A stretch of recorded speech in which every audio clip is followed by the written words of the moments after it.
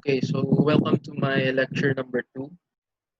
This video is made because I understand those students who cannot enter my Zoom class or Zoom meeting or Google Meet meetings because I've noticed there are only 15 to 20 students who entered my previous classes. So this video recording or lecture will give you an opportunity to join classes in your own convenient time.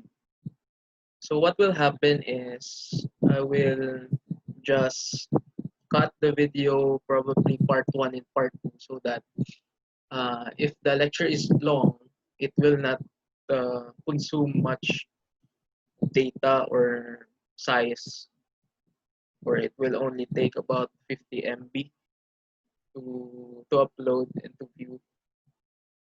That's for the convenience of all. No?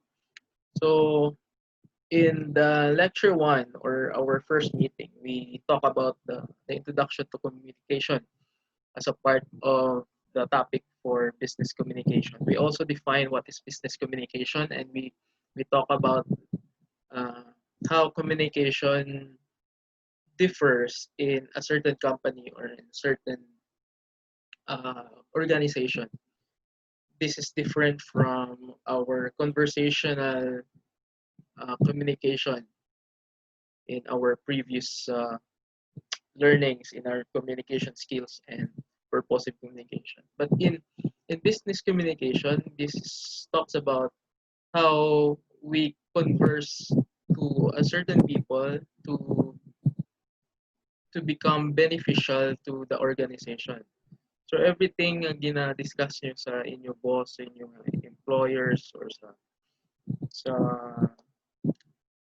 fellow employees, that will become beneficial, and that is so-called business communication. So I will share screen to share my lecture too. So we will be talking about barriers to communication because we have discussed the elements of communication cycle already. And inside the communication cycle, there is what you call barriers to communication. And this is somehow very important so that you will be able to understand what are those barriers to consider when you are talking to someone or somebody, to misjudge or to mislook or to misunderstood the communication at all. So these barriers will determine um, or to reconsider the communication process that you have gone through. Okay, so let's start with the 4 barriers of communication. In physical barriers, we have here distance and noise. So physical means that is present around us. So number 1 is the distance. According here, communication is found obstructed in long distance, like communication between America and Nepal. So in reality, we are when you go outside the school, when you graduated, when you become professional someday, hindi tamalikawan nga we will be talking to other nationalities or other countries. So one barrier or physical barrier is the distance, because considering the geographical location of the Philippines is very far from other countries. Even sa ibang lang nga island sa aton, distance is already a barrier, because if we consider the location of the Philippines or ang mga islands din, sipak-sipak. So you have to travel pa either by boat or long distance travel to communicate with someone. But with the help of the technology or these mediums or channels, just like Messenger and other communication applications, distance is already solved However, ang distance no in terms of channel, may mga hindrances magyapon or barriers inside that distance. And that distance is called no and that barrier is called the weak signals no or internet connection, wala capability to exchange or to go along with those technological advancements sa iba niyang mga lugar. So especially kung mag-talk ka or mag-Zoom meeting ka sa iba niya countries, ang hila to ya smooth ang hila signal. But in our case, kung ga-Zoom ta sa iba niya countries, okay lang ko namin signal. Pero kung what if arat ta sa bukid or wala niya signal sa iba niya lugar. So that will become another barrier no when it comes to distance. Another one is noise, physical barrier to be considered as a noise. From external sources and affects the communication process, noise negatively affects the accuracy. Because kung gahot ang isa ka lugar, hindi ta concentrate, probably iban nga mga words mabatian ta no. And it will cause miscommunication or misunderstanding. So number one barrier is a physical barrier. So that will talk about distance and noise. Second is psychological barriers.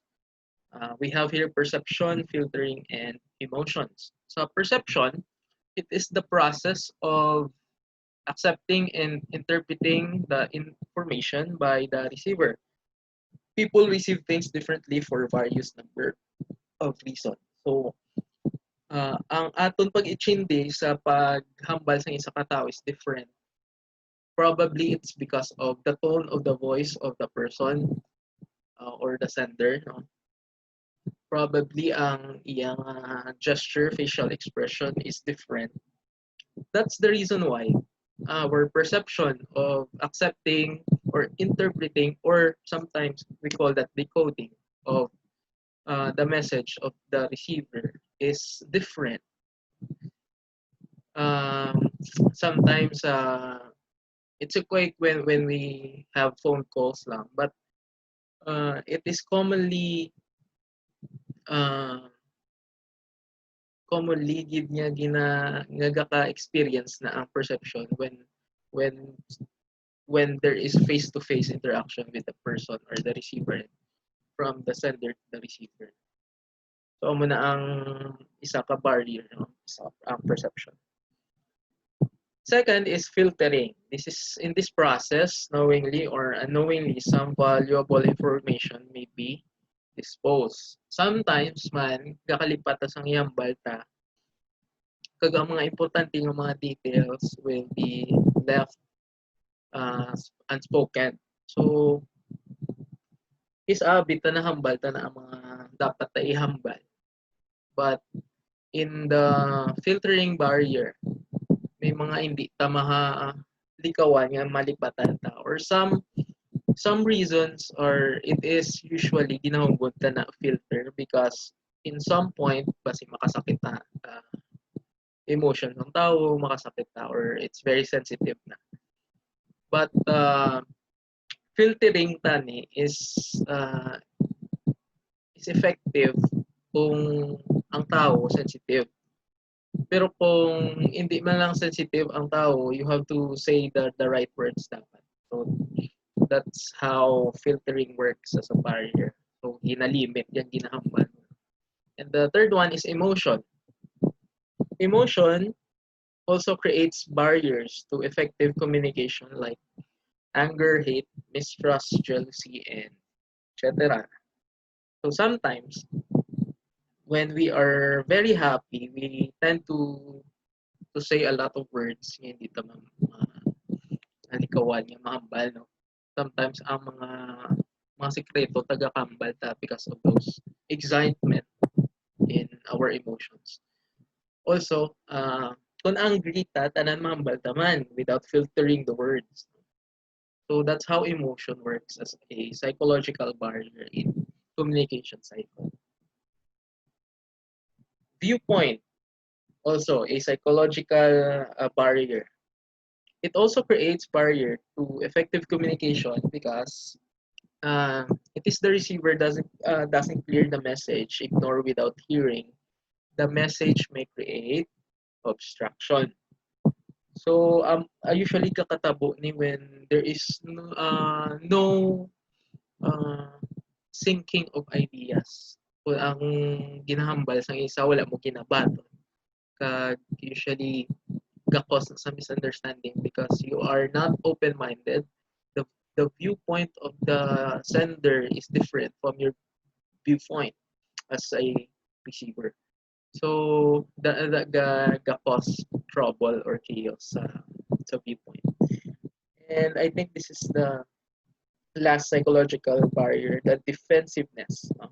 If the receiver and receives the message as threat and interprets the message in the same way, it creates barrier to effective communication because may mga words lang tanga gina-accept sa aton, believe it or not, when we ask advice to someone, we cannot digest things, no?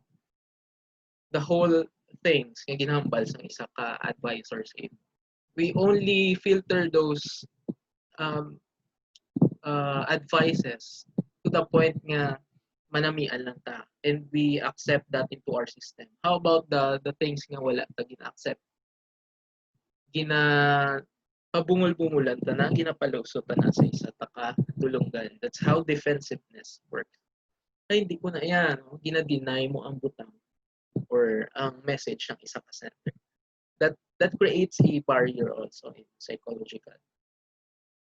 We have also semantic barriers. What is this? In semantic barriers, usually, this is the barrier that creates knowledge gap in the communication cycle. When you are talking to someone that is very intelligent and for example, ikaw average lang, you cannot understand what the person is saying.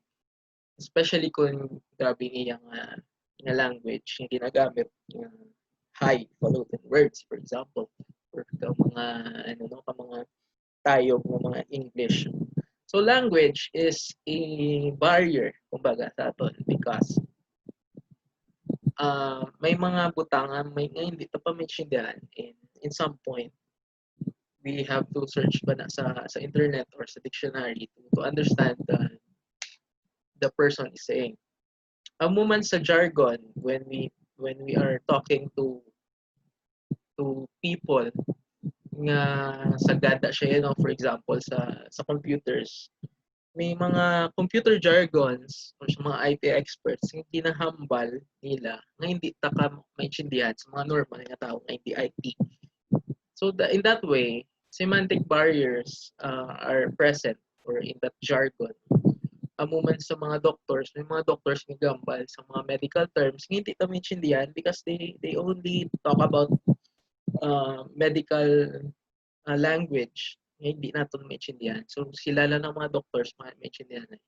Pero the moment nga ng doctor mag-istorya sa imo about medical terms, hanggang nga na ta guro, and that causes a semantic barrier to our system.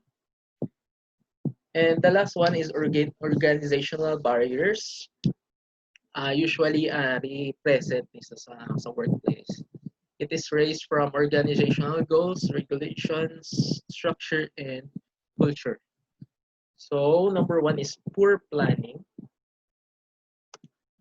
And it refers to the designing, encoding, channel selection, and conflicting signal to organization. Usually, ang poor planning, this is the result of procrastination kag wala mayo na planuhan yung mga butang. So the moment when there is a meeting already, yung patawag na meeting, ang matabo is pag-present mo, there will be a barrier sa imo because damo mga mistakes sa pag-present mo. That's why it's called poor planning. So dapat when you present something to your boss or to your employers, you have to strategize and plan carefully. That's under organizational barrier. Second is structure complexities. Difficult organizational structure is a barrier for free flow of information. May mga, some companies, ng mga kabudlay, insindiyon sa ilang mga structure, no? Ug ilang mga regulations. So, it cause na sa confusion sa mga employees nila because wala na intindihan sa employees nila ang dapat trabaho. Paano na siya madula? Madula na siya if there is a proper orientation kung ano ang mga structures na dapat maintindihan sa mga employees. So that's structure complexities. So ginapasimple na ang mga structure organizational structure so that it is easy for the employees to understand what is inside the organization. Status differences, may mga ginatawag na distance relationships sa mga boss nato. No? So it creates a barrier because I boss na siya, so I have hesitation to talk to him or to her. So ang status differences ga-affect na siya in organizations. Even sa school, no. So iba mga doctors na so there is a hesitation nga magstorya sa ilan, no. Base may mga damo ta base sa aton nga self pasisuyatan nila base di siya magstorya sa aton because sa mga taas na siya sa organizational distance between sender and the receiver. There are some employers and employees who has a distance in terms of location. May ara nga ang company was established in US pero may site din sila sa Philippines, so you have to report into the US. So there is a organizational distance. Information overload, sometimes bombard ka sa information sa mga sugop, sa mga tasks ng superior. So it create backlogs sa aton nga work. Kay sometimes ang iba hindi ta mobra because we don't understand kung ano gipobra sa aton. So mo na siyang information overload. Timing. Communication can be obstructed if the information is not provided in time. In some, time is very important because proper timing sa paghatag sa information is very crucial because hindi man pwede ka tagtas or dali-dalion ka sa superior mo. So dapat it must be in office hours, dapat wala kang may kinaubra or kung maghatagin man siya bisang sa mga tasks, no, you have to see to it nga okay man i-check mo if ang imo employees hindi man sako gid katama, so maubray man dayon. Because when there's no proper timing, ang matabo lang sa imo request, well, hindi man nagyapon maubra because of those reasons nga sako sa kakalipatan. Okay, so those are the barriers in communication cycle. So in the LMS, I want you to go to the LMS. And I have sheetwork number 2 prepared for you.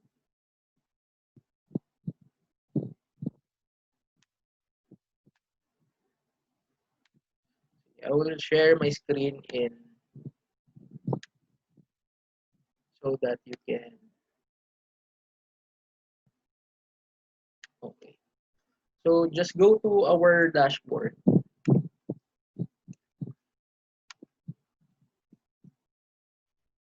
Lagyan ko na yan.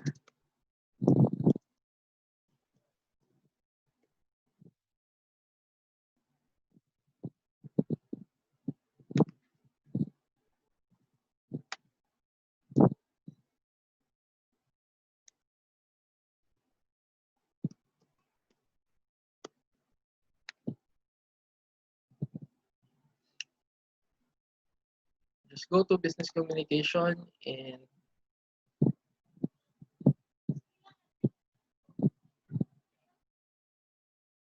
go to the quizzes and SeatWorks. Click the SeatWork number 2 and download the file that I have uploaded. After you answer in the file, just add submission and follow the instructions just like in the SeatWork number 2. Ang file name, it must be uh, full name, ano, it must be um, last name underscore first name activity number 1. So in your case, activity number 2 na. So that will be your LMS activity for the rest of the week. Okay, thank you for uh, listening, and um,